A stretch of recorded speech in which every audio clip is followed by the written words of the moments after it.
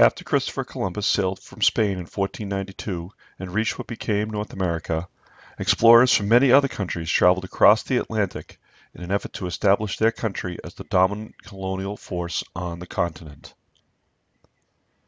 The English set up their first colony at Jamestown, in what is now Virginia, in 1607. This was established as a business colony whose purpose was to make money for investors back in England. They cultivated tobacco as the cash crop for the colony. The problem with tobacco, as we have discussed, is that it robbed the soil of the nutrients needed to grow it, so tobacco farmers constantly needed more land to plant their crop.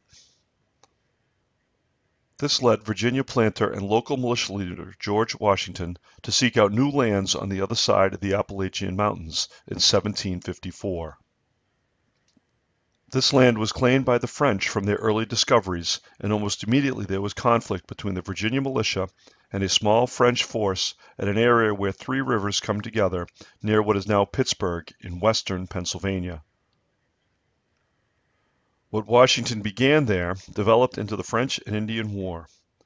The English colonists helped the British to win the war and believed that this would lead to them being able to settle that land.